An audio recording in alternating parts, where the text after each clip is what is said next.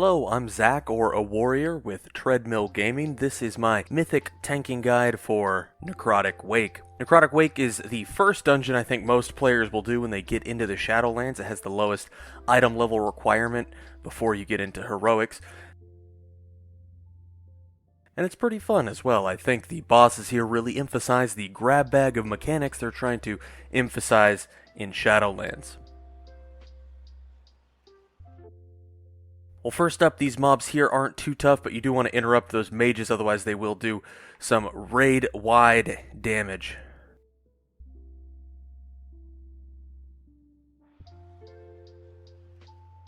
Blightbone here is a little bit of a DPS race, not too bad overall. He does require some fairly precise kiting on your tank's part. He has two main mechanics. He will pass gas and make it so that you can't walk on a large portion of the ground that was underneath him.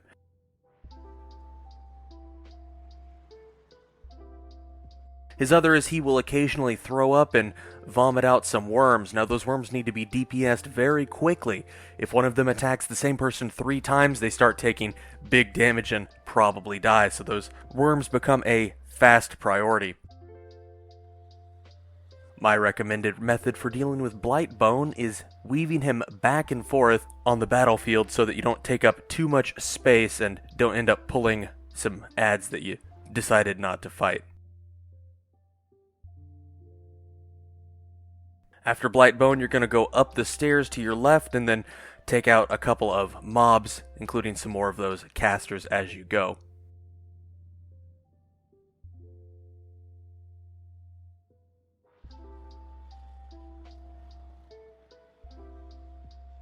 In the first couple of packs, there's nothing too frightening, although be sure to interrupt the threatening roar from those warriors, otherwise your entire party will get feared, and that's no good.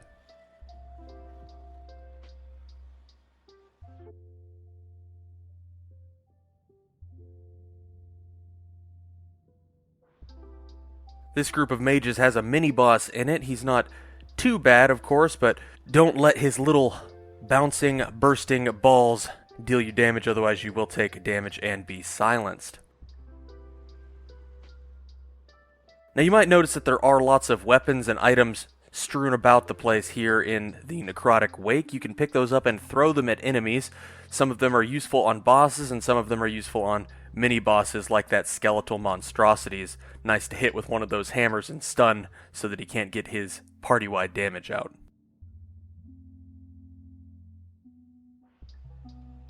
There is technically a way to sort of cheese your way through this area, but we won't worry about that. But if you have a rogue, just know that they can sort of sneak up there and then put on a mount with multiple seats on it, and you can sort of cheese your way into that area, even though there is normally an invisible wall. It's worth taking out these two mobs here just so you can grab the items on the side, especially that spear. That spear is very good against the boss coming up.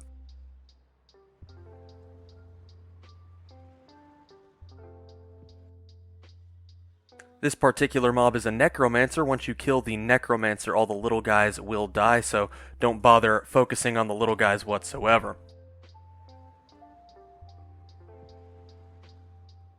Now this boss is Amrat.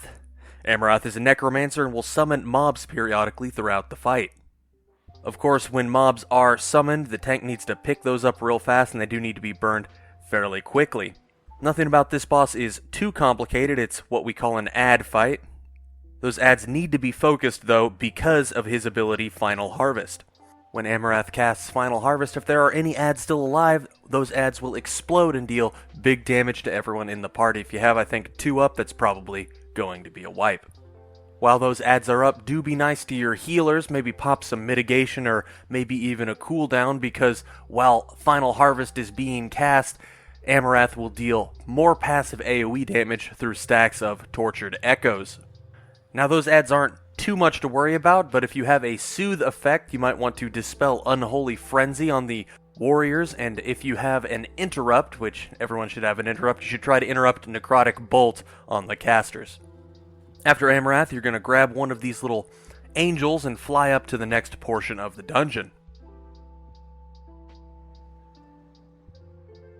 This part can be a little bit tricky if you pull too many enemies. As you can see here, unless you have a very well-geared healer, it can be a bit much for them to heal through. We did not happen to have a well-geared healer, so we should have kept the pulls a little bit smaller, but as you will see, it's actually a little bit difficult just to contend with the adds as they do roam and work in tandem to sort of make these pulls a little more difficult if you're not careful.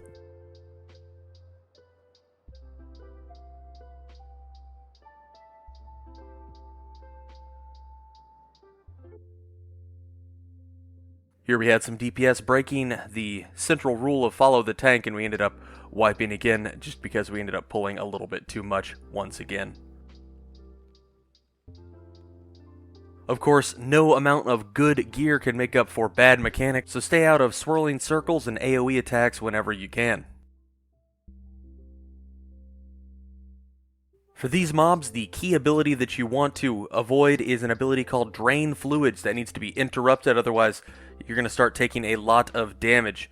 You might want to remind your DPS, but definitely focus on making sure that you don't get hit with that Drain Fluids.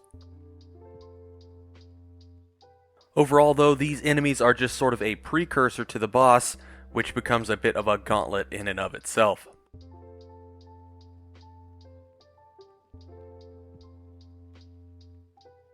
Those stitchwork abominations do sunder your armor, so you do want to avoid fighting them for a prolonged amount of time, at least if you can help it, otherwise you'll probably go down just from the stacking sunders.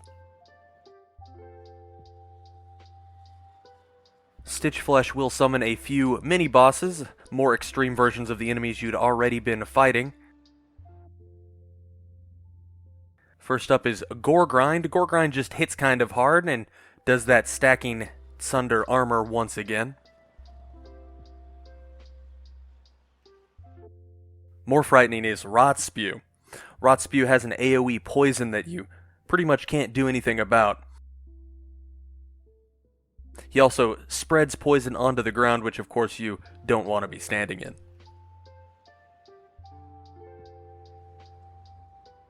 After you take both of them out, one of Stitch Flesh's creations will spawn, and when you pull him, the fight will start properly. Now this fight is pretty fun for DPS, I think. They have a special mechanic where occasionally they will be targeted by Stitch Flesh's creation with a hook attack. You have to aim that hook using the arrow in front of the Stitch Flesh creation to pull the boss off of his little pedestal and back in front of you so that you can attack him. A common strategy is to lust as soon as he's pulled so you don't have to spend a long time pulling him and letting him jump back up there and pulling him again. Now as you can see, it can be from way downtown. You don't have to be right in front of the pedestal. There is a very good range on that hook pull. And finally, we have Nalthor the Rime Bender. His two primary mechanics are Frozen Binds, which is a magical debuff, and the way it works is when someone gets hit with Frozen Binds, they are rooted. Now, of course, that means the healer needs to dispel them, but as you'll notice, when you get hit with Frozen Binds, you have a large circle around you. When the spell is dispelled, anyone who is inside of that circle gets rooted instead, which of course spells very bad news for his next major mechanic, Comet Storm.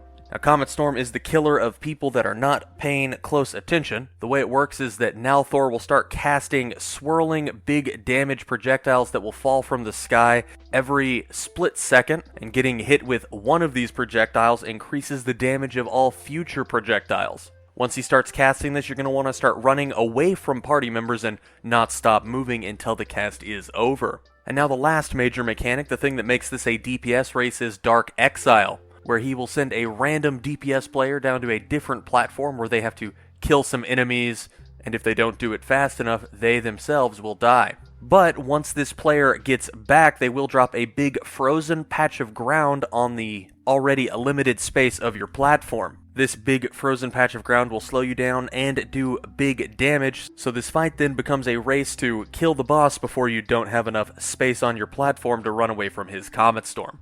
Overall, I think the fight is pretty fun, not too overtuned, although this is a fight where everyone sort of has to be paying attention. You can't be riding half awake as I am wont to do sometimes when I play World of Warcraft. as it is, after all, a game that I play with my friends for fun. One good strategy, of course, is to try and stack those frozen zones on top of each other as much as you can.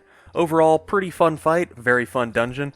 You'll probably have a lot of experience doing it, as it is one of the first ones that you can do, one of the lowest level dungeons you can do. Well, thank you for joining me. Once again, I'm Zach, or a Warrior, with Treadmill Gaming. You can join me on my Twitch every night at 8 p.m. Central Standard Time. I hope you have a great day, and good luck out there.